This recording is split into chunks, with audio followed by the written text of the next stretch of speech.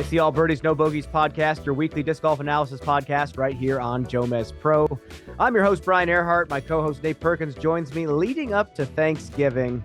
And Nate, I am thankful going into Thanksgiving because we just had a phenomenal announcement, a new format, a new event coming to the Preserve. And who else would we have to talk about this than the man himself, Cale Leiviska? Cale, thank you so much for giving us your time. I see you out there in beautiful Charleston, South Carolina right now. You guys, it's absolutely my pleasure. Thank you for having me. As you said, I'm super excited about this announcement too. I've been waiting for many weeks to get this out. So I'm very glad to talk to you boys.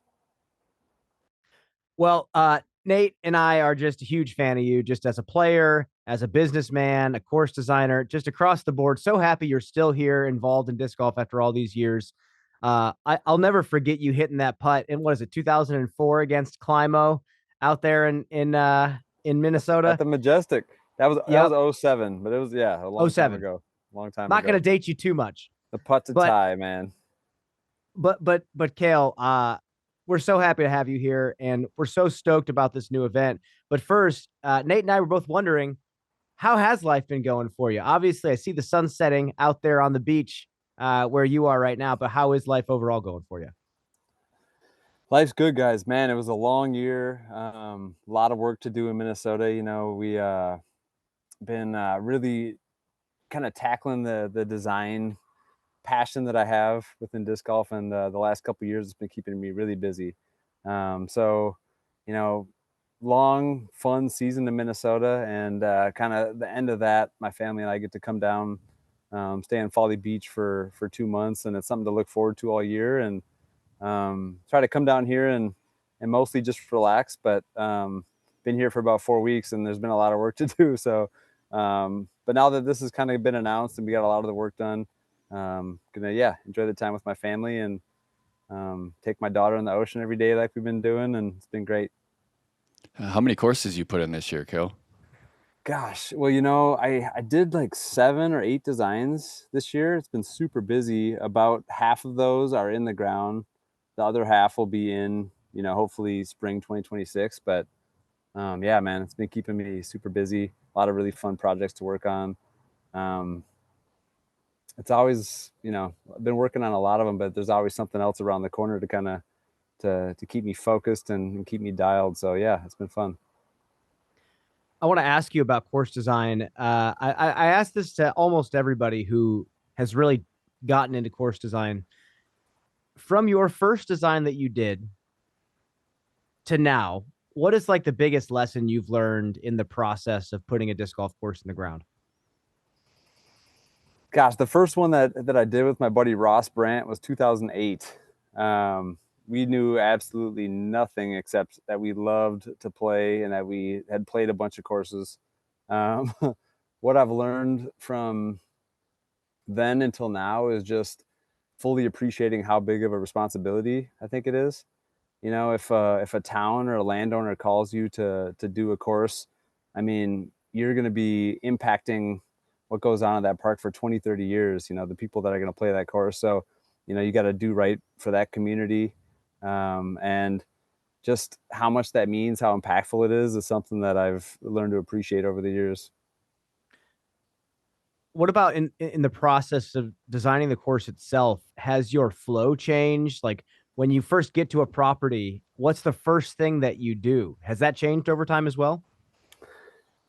Slightly, but honestly, the first thing I like to do when I get to a property is just explore and find all of my favorite characteristics of the park. And I've been doing that since the beginning. So I guess in that sense, it's kind of always been the same. The excitement is still there. You know, when someone gives you the key to the property and gives you free reign, it's like, you know, a blank canvas that you just can't wait to get your hands on. So, I've definitely learned a lot about what to do and what not to do and what works and what doesn't work. And I've gotten more creative with the things I want to do with the budgets and stuff like that. But overall, you know, it's just the passion takes over. Well, clearly your passion has taken over much more than just the course design. The Preserve has just evolved year after year, and now here we are with the doubles format. I want to throw it over to Nate Perkins. Both of us have been so curious about this event. Nate, what do you have for Cale? Well, when did the idea begin? And yeah, how long have you guys worked on this doubles event? I'm curious. Well, I mean, like we talked about before we got on air, I mean, this is something, that you guys have both said that it's something you've wanted to see for a long time. Um, I've wanted to, back when I started playing disc golf, United States Doubles Championship was a pretty big event. It was never like huge, but it happened the week before USDGC. I remember Nico and I played it a couple times and took second 2 years in a row. But since we started the Preserve, this was probably about 5 years ago when I started kind of thinking, the singles event that we did at the Preserve is, it's been great, but we've already done it 6 years. So after the last season, 2024, I kind of approached Jeff in the winter when I was down here in Charleston, actually, and I said, hey, I think, doing a huge high stakes doubles event at the Preserve, is this something that we could do on the Pro Tour? And he was super, super interested on it. He loved the idea, but we were just kind of too far in the game last winter to kind of change the announcement of the event. So a couple months ago, I think it was in September, I sent a full email pitch to Jeff and Brian. I said, this is what I want to do. I know it'll be successful. There's so many great Pro Tour singles events every single season. I think doing a doubles event, would be just a perfect change of pace. I think the players will love it. I think the spectators will love it. I don't know. I thought it was a no-brainer. I thought the Preserve was a perfect place for it. And so, I pitched them. They loved the idea, but they wanted to do their due diligence and kind of run it by the Players Council, make sure that all the best players in the world would want to play the event. So they kind of right away tasked me with, reaching out to some players and seeing what people thought about it. And I'm not exaggerating, guys. I reached out to probably 15, 20 people, and it was 100% of the people said, yes, let's do it. So some people had different ideas about points, formats, things like that, but everybody loved doubles. Everyone was into it. It's like doubles is like such a part embedded in the fabric of disc golf culture. Every club, every club, weekly. Yeah. So local leagues, local tournaments. I think it's something that disc golfers can relate to all over the world. So really is a no-brainer. And I'm so excited that it's finally happening. One question that arose was how did you guys arrive at not having any rules set with which partner you could choose? Like, I thought maybe it would be based on ratings, based on points, but is it ending up you can choose anybody in the field? That's a great question. So Nate, so Simon sponsored the event last year for the Preserve Championship. So he was one of the first guys that I reached out to about it to see. And Simon was like head over heels in love with it because apparently, his favorite events in Germany were all doubles. So I had originally kind of pitched it with we should maybe do some kind of ratings cap or some kind of points cap, something along those lines. And Simon, I got to give him the credit on it, was like, no, I don't want to ruin the opportunity for any storylines. Didn't want to, disallow the Robinson brothers from playing together or him and Eagle from playing together. And from the Pro Tour's perspective, they're like, well, we've never done a handicapped event on the Pro Tour. And I feel like if we do some kind of points or ratings handicap, it would be that. So once I talked to Simon and Jeff about it, I kind of went the exact opposite way. And I'm like, yeah, we cannot have any kind of cap. Let's not stop any of the storylines from happening. And honestly, you guys have played a lot of doubles events. There's a surprising amount of parity in doubles. I've played events where I've seen two 970 players just completely pop off and barely miss a hole, win a tournament. So I think there's going to be a lot more parity than people think, even if it is, Paul and Ricky teaming up or, Gannon and Paul teaming up and Simon and Eagle. I want those teams to happen. And I want to see the people that step up to face them. It's going to be fun. So the format that we're looking at here, 3-day event, first 2 days are best shot, final day, which I think this is just perfect flow. I'd love to hear your explanation for it, but The final day is alternate shot in the World Games format. I was out there in China. I watched the World Games format take place. I love it. Essentially, uh, you have to have a 9-9 split in tee shots between you and your partner. However, you cannot tee off more than twice in a row. Is that correct? That's exactly correct. Yep. So definitely involves a lot of strategy, right? I mean, the way that I was kind of thinking about it, when I was envisioning the event, I'm hoping that Ricky accepts me as his partner, because every hole that I am thinking about in my head, I'm like, all right, how can I just get Ricky a putt within 50 feet to make? But obviously there's going to be huge strategy. So that is correct though. The only stipulation is that no player you can't take one person's tee shot more than 2 holes in a row. So yeah. So then also at World Games, they had to essentially deliver their tee off assignments to the marshal before their round started. Is that the same case here? Yeah, I think there's still a couple things being finalized, but I believe that's what's going to happen. Yep. Perfect. I think just from a broadcasting standpoint, I want to see those hole assignments in the round as we're commentating, because then we can kind of build the story around it. And throughout the week at World Games, those strategies changed. We saw players start to falter and realize, like, okay, we have to sacrifice your tee shot in this hole so you could tee off on this particular hole. And I love that.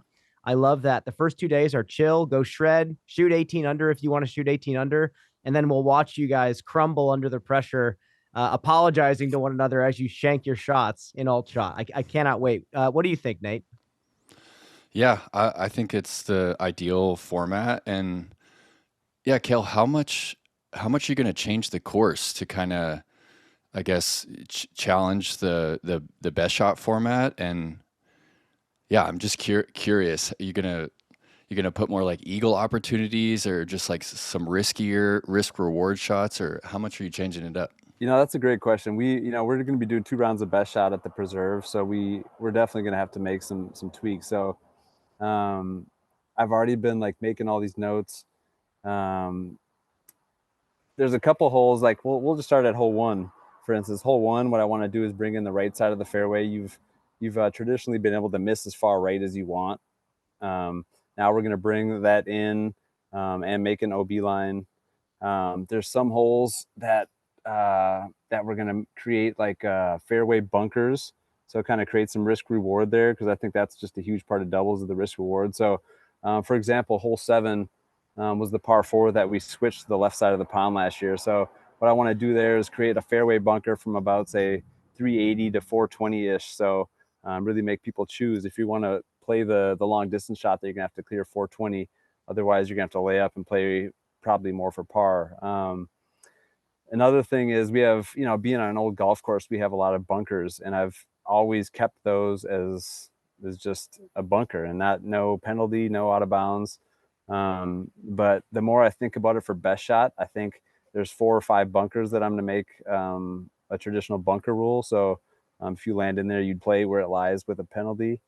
So there's and the last thing I was thinking about was, for the best shot, maybe have some alternate pin positions, kind of tuck them back in tougher positions. I'm sorry, for the best shot. And then for alternate shot, kind of move it back to the standard pin position. So again, when you're playing best shot with the best players in the world, a course is going to get shredded. And if a team is on, it doesn't matter how tight the OB is, people are going to go low, and I anticipate that, but we're definitely going to make it harder for them. How much is Simon involved with this planning process? I know he was obviously an advocate to getting this on the board and on the schedule, but moving forward, is he going to continue to help with course changes? Because I know he did a lot of that last year as well. Yeah, he came out last year right after the Austin, Texas swing, and we had a lot of fun kind of tweaking with Simon. We tweaked like 3 of the holes, and he's, being the title sponsor, he didn't want to just like throw his name on something and kind of have it be that. So I really respect that he wanted to be involved with the process more. So he, as far as I know, he's going to be coming back to the preserve early spring, because we want to dial some things in and make sure that it's ready. But we're at an interesting time this year, because traditionally we've been in June for the preserve championship. In 2026, we're going to be in August, and that's another like super key reason why I thought this doubles format was perfect, because excuse me, because we're literally like 10 days before the world championships this year. So we're coming off, it's already a grind of a season at that point, and I felt like doing a doubles event, which I want it to be very high stakes. I want it to matter, but it's going to be it's going to be less pressure. It's going to be Keep it a little more lighter. fun. Yeah. It's Yeah, going to be yeah. fun. So we're 10 days before Worlds, and I figure, doing a doubles event like this just really worked with the schedule. And again, I want it to be fun for the players, but I also want it to really matter. And I hope this turns into an annual thing and a title that people really want to win. What are some big memories that you have playing doubles yourself over your career? I mean, in Minnesota, every single weekend, all winter, there's a flip. Everyone throws in a mini, and it's random dubs. And that's been going on for, gosh, since I started playing 25 years ago. So I just remember, the excitement of who's going to be your partner. And then once you find out who that partner is, developing a strategy amongst yourselves. And it's just fun. It's like, for us, it was always a chance to meet new people and play with someone that you've probably never been in a group with before. And then just the fun aspect. And I think with this situation being a pro tour event, I think, the amount of shot making and highlights that I hope we're going to get from this, I think we'll be keeping you guys busy as announcers. Can't wait. I want to ask even further. I remember, my first year on tour, I played doubles, not tournaments, but leagues, just so I could meet people to maybe find places to stay in that first year. Did you have any experiences going out to local leagues when you were out there on tour? Oh yeah, big time. I mean, when I started playing and going on tour with my friends and stuff, we were broke college kids. We didn't have, hardly a dollar to our name. So if we found out there was a local league and a cash game, we were there. And yeah, I remember definitely like some of my first times being on tour, just the way things work out in the disc golf community, where like one of the first people you meet, ends up being grown into one of your closest friends and someone that you stay with for years. That happened, on more than one occasion for sure. What about you, Perks? Man, so many great memories playing doubles. I remember my partner acing twice playing in Des Moines, and just like he wanted to split the ace pot with me. I'm like, dude, you got it twice. Like I've got to give it, I got to give it all of it to you. And yeah, what year was that, Cale? Was that 07? That was your first year touring? That was my first year playing a bunch of big events. 05, 06, my buddies and I started to dabble with traveling the country a little bit. But yeah, I would say 07 was the first big year. Yeah. And I want to segue a little bit to, your career, and there's so many different places we could dive in, but I want to ask you about the record that you extended this year. Is it 17 seasons in a row? 20. It's 20 Don't undersell seasons them like in a that. row. 20. Isn't that unbelievable? I just can't even really wrap my head around that one. And yeah, what does that mean to you, and how far do you think that you can extend it? Gosh, man, it just means so much that I've just found such a beautiful game that I know I can play for the rest of my life. And that just how grateful it makes me to still like care this much about something after 20 years, like in my life, kind of gone through a lot of hobbies and sports and stuff. And disc golf has been just a constant for over half my life now. And, 20 straight years with an A-tier victory. I mean, it's crazy to even think that I've been playing for 20 years. Honestly, I remember my first tournaments like they were yesterday. I remember when people would call me the kid, and now here I am, an MP40 player, still trying to play as many MPO events as I can, and still caring that much is what means the most to me. Is that just how much it still means to me, and how far I think I can extend it. I really, I've never been one of like the furthest throwers on tour. I feel like my game hasn't really changed that much in 20 years. Like my distance is pretty much where it's always been. I feel like my game is gonna hopefully continue to age well as long as I can stay healthy. And honestly, like I'm still as motivated as ever. It's kind of weird to say, but there's times where I feel like I'm still got a lot to learn and a lot to get better at. So I hope I can hope I can extend it till I'm at least 50. I see it happening for sure, especially with the way that you throw and how smooth it is. It just doesn't seem like there's any risk of injury at all. And yeah, I want to ask you about, you mentioned that you're still hungry, and I'm still hungry for you to play some more MPO tournaments. And I want to ask how do you make the choice to, play some of the larger Masters tournament, and when they do overlap, how do you make that decision between the MP40 and the MPO field? I think it's just really fun playing Masters Worlds in Selinsky US Masters the last couple of years. Like, it's just, I can't even explain it. You guys will see someday, but it's like, when it kind of feels like going back to the roots of disc golf, not just like the players that I'm playing with, but the whole overall aura is just different on each card. Most of these guys are more on vacation than they are like competing for their livelihood out there, and it's just, I don't know. It kind of takes me back to when I started playing disc golf. So I really enjoyed playing these big Masters events. But as far as like, beyond those two majors, it's just got to really make sense if I'm going to play MP40. I want to play, as many pro tour events as I can still make it to, and anything around the Midwest, I'll still play MPO for as long as I can. But I definitely want to commit to playing those two Masters majors for a few more years for sure. You're talking about kind of being in the Masters division, playing with kind of a different aura of disc golfer, and just knowing that they're all from a certain era of disc golf, more than likely. It must be a good feeling. But I want you to talk about your boy Paul Oman. He had a phenomenal Masters performance this year, and is it weird to see your friends also competing in Masters? Like, does it feel weird that all you guys are 40 now? Sometimes it does, but I can't even tell you how fun it is. I mean, the amount of like crap talking that happens between Paul and Danny Polk and I mean, it's unbelievable. And honestly, like I'm glad you brought up Paul, because there's some players who are just aging like a fine wine in disc golf, and Paul's definitely one of them. I would probably say this is Paul's best season he's ever had.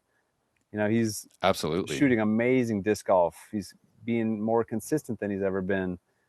Same with my buddy. I brought up Danny Polk from Minnesota. I mean, that guy's, 47, 48 years old, and his rating is higher than it's ever been. I mean, it's so fun to see these Masters age players continuing to have the passion, and there's we're all professionals. We're trying to earn some money when we play these tournaments, and a lot of these tournaments have some good money in them for the MP40 players. So it's kind of inspiring to keep these guys practicing and keep getting better. But yeah, seeing Paul win Masters Worlds, I wanted to win it so bad, but to see him and me and him and Dutch and Joe Revere battling, it was very high level competition. And that was the best thing on DG, and I think maybe ever, Cale. That was Nate, I had unreal. so many pro tour players come up to me and say that this year. Like, wow, like we were in Europe and we were tuning into that. Like it was really cool to hear that. Yeah, middle of the night, I'm watching it, and there's this interesting thing for those listening at home that has happened to Cale when he is in a tournament. Cale, you like push people to play their best golf. I swear it happens consistently with you, especially at these Masters events. The way that you've battled Joe Revere for a few years, he played some of his best disc golf ever to beat you in those tournaments. You guys are shooting like 50 under par, and then you pushed Philo to play, I think, one of his best tournaments ever and make some of the most insane putts in the wind. And then was it Scott Conway over at Scott Conway Scott year Conway, at Selinsky played out of his mind. It was beautiful. Out of his mind, and again with Dutch and Joe, and then Paul Oman. I know Paul was on the chase card, but something about it, like you're playing high level golf and you still haven't got one of these Masters titles. But back to BRP. I mean, I want you to reflect on that one a little bit more, because I felt like that was a reawakening of Masters disc golf as well, because the golf is at a very high level, and yet it has a different feel when you're watching it. So what was it like from your experience? I know you're hungry, you want to win, but what was it like seeing Dutch just like find the zone and hit all those putts and push into that playoff with like one of his best friends in Paul Oman? I'm glad you said it, because the level this year was just on a different level in those MP40 majors, and I think what we're going to see in the next few years is just going to be keep getting more and more fun and exciting as we get more and more players that people know. But to reflect on that day, Paul was on second card. I was playing with Dutch and Joe up on lead card, and Dutch is, I love that man. He's one of the best people I know. And the way that, like you said, he hit that zone, the way that he was fist pumping, before his disc even made it to On the basket. 11? Oh my, Yeah, it was that was beautiful thing to crazy. see. And I was, you know, like you said, like I can inspire people to play better. Maybe I'm being too nice out there to these guys, or I don't know what the deal is, but to be out there and want to win that bad, but also appreciate, what my peers are doing and how much it means to them. Um, I didn't know how well Paul was doing from that second card. I thought Dutch was winning the tournament. I thought it was his. And to see that and to see how much he cared and how much fire he had, it was really fun to watch. Well, Cale, kind of going along with this, you just mentioned there's a lot of players that are about to be well within the Masters range, and it's going to be really exciting golf in the future. I mean, Paul McBeth is in his mid 30s right now. Jeremy Colling just crossed over. Nate Sexton just crossed over the line. But I want to talk more specifically about guys like Paul and Rick, who have set the bar for a long time. This is Paul's 18th season. I was interviewing him at the GMC, and I told him that the guys on his card were 2 years old when he started his pro career. And I want to ask you, as someone who's had a really long streak, 20 years of an A-tier win or better, how do you have a career that long? And do you think some of these younger kids are going to have as long of careers out there? Gosh, that's a lot to unpack. I do. I think we're the sport. When I was 21, 22, 23 years old, like a lot of these kids that I'm playing with now, I mean, we were pretty much doing it for the love of the game. There was not a lot of money in it.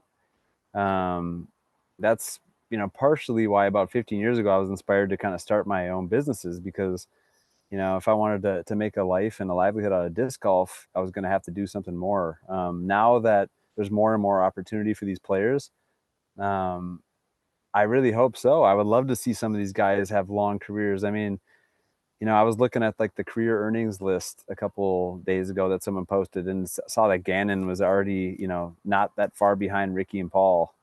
And I mean, is Gannon 21? Is he 20? 20. He's 20 years old.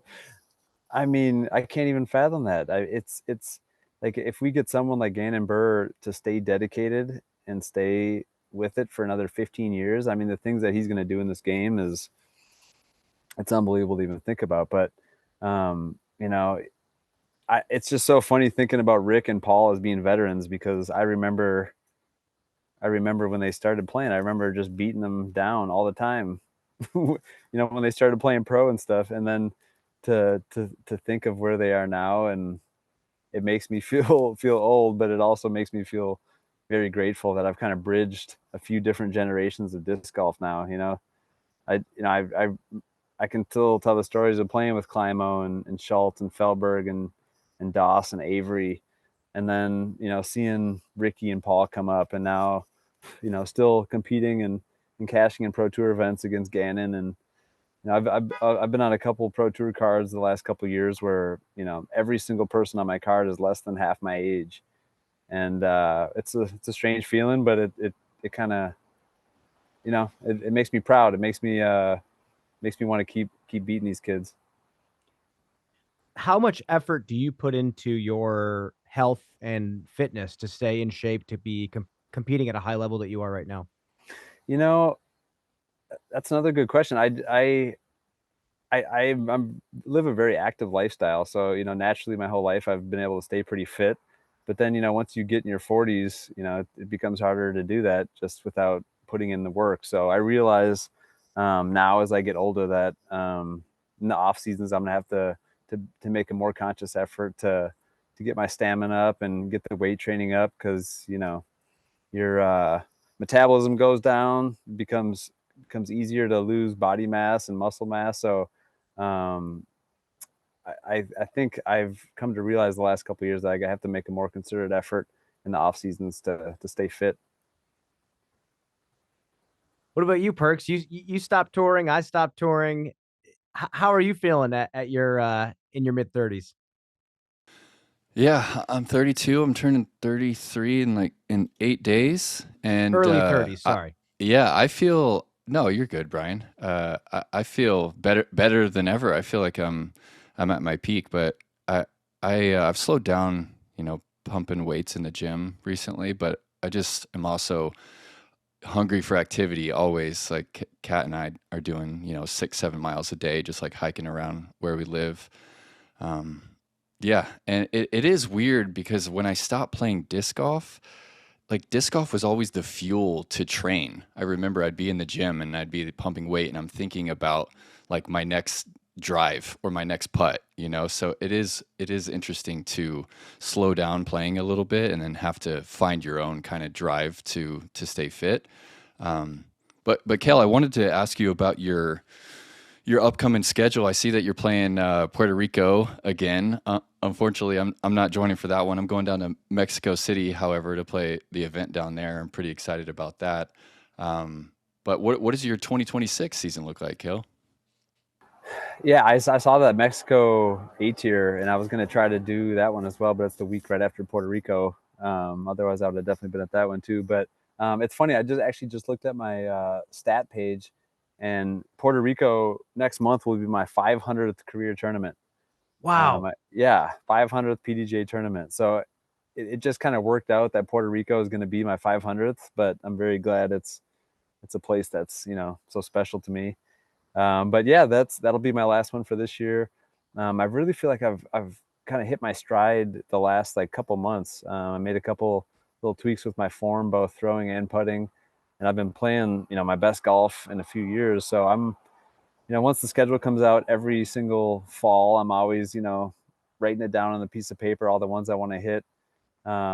Very motivated to play the Florida and New Orleans back-to-back pro tours at the beginning of the year. All right. So we're definitely going to do that. I think my family and I are going to try to get to Florida a couple of weeks before that to play a little bit.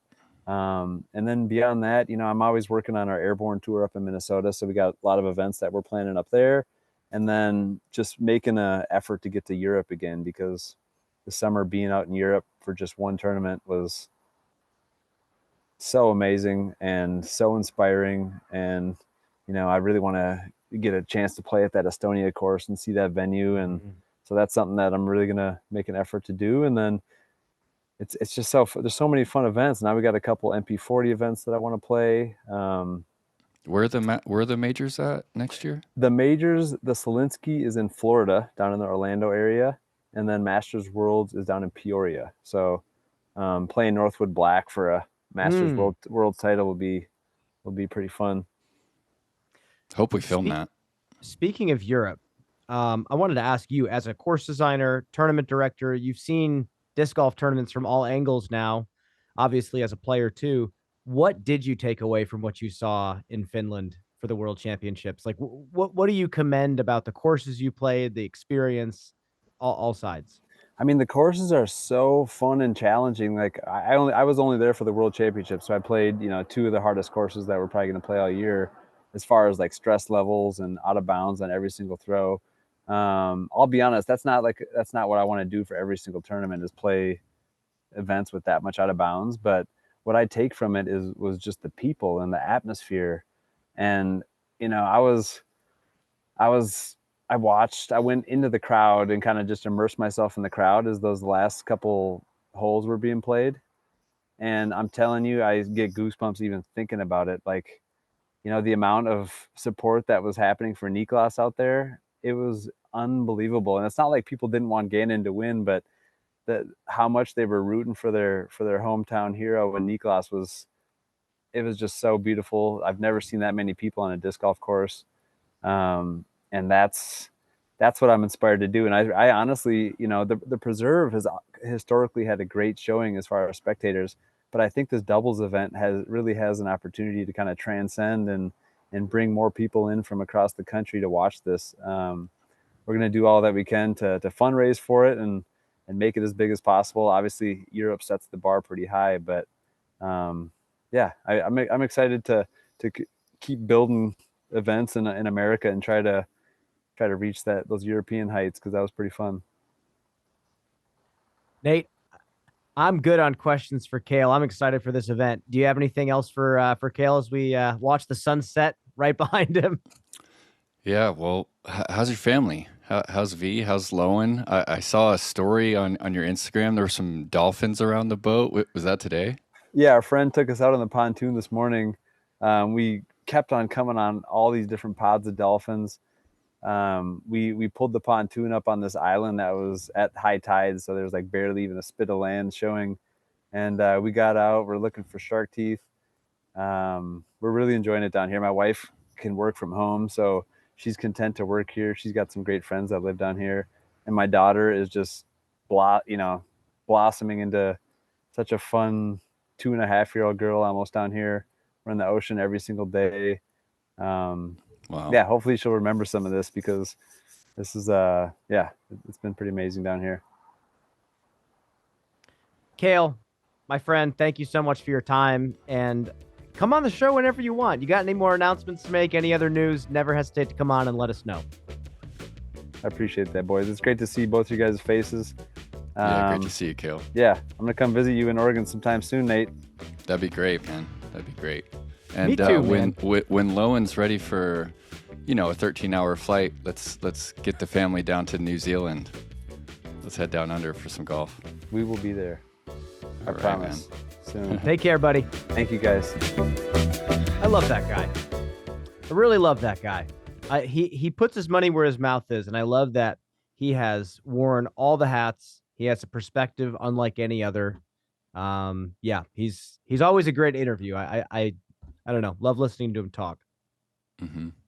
Yeah, no doubt. I mean, he's one of the coolest cats in disc golf, and has kind of paved the way for. I mean, everyone wants to be like Cale, right? He's designing courses. He's got a really successful disc golf brand in Airborne. Has had that for a long time. He's got this course design business.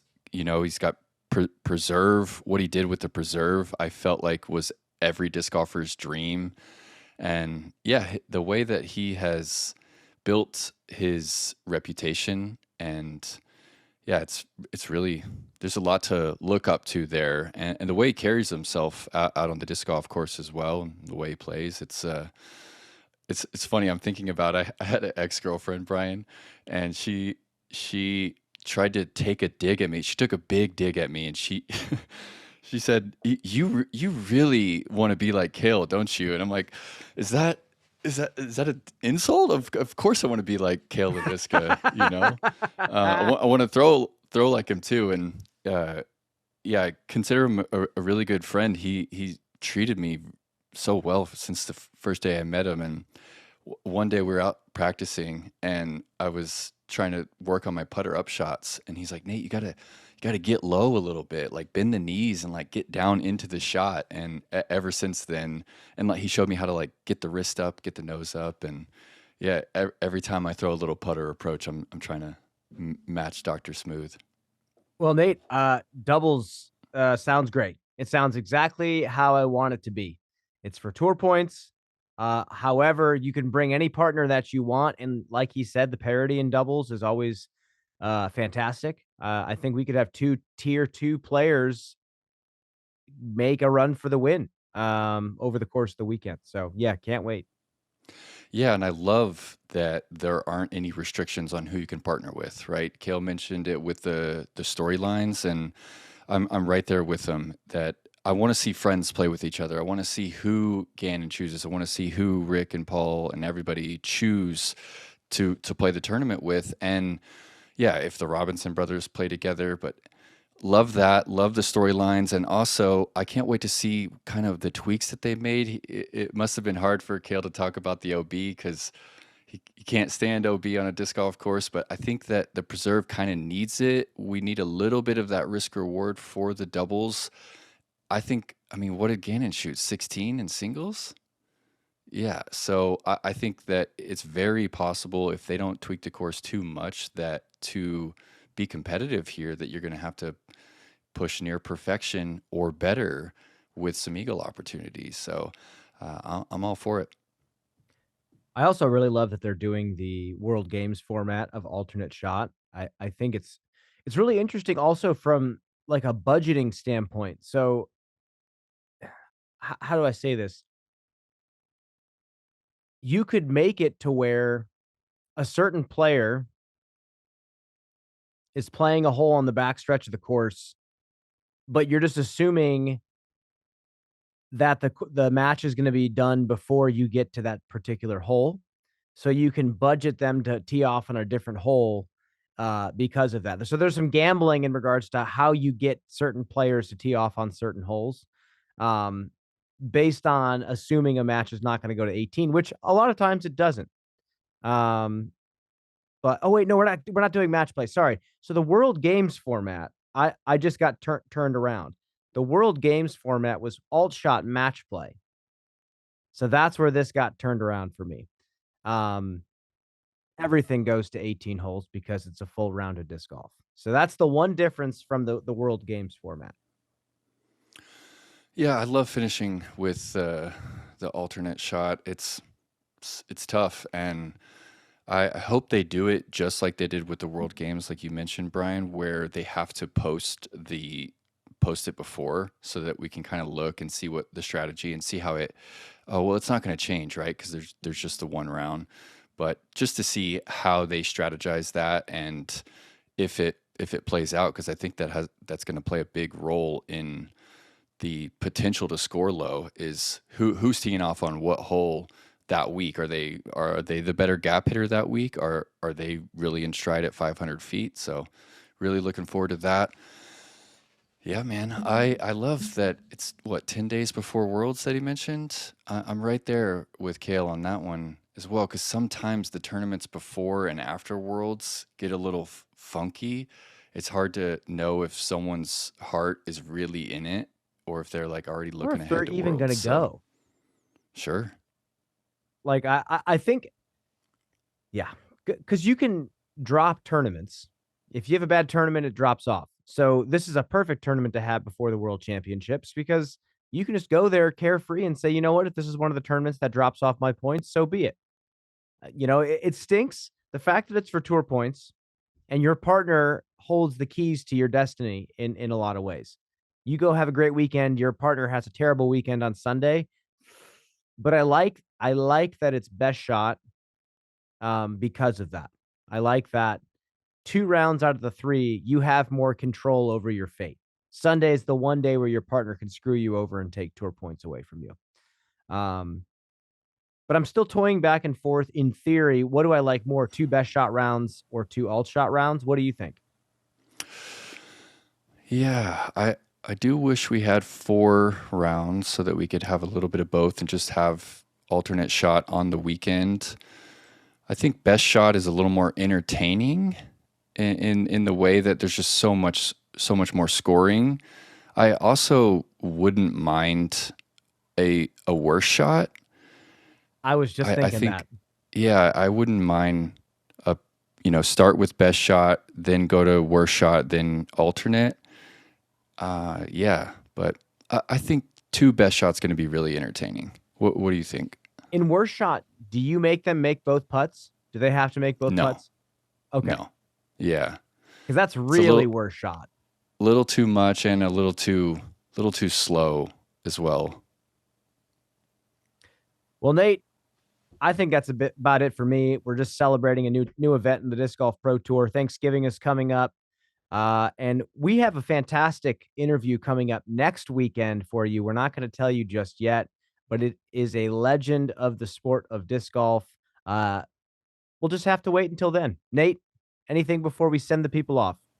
Well, what are you doing for Thanksgiving? Where are you going?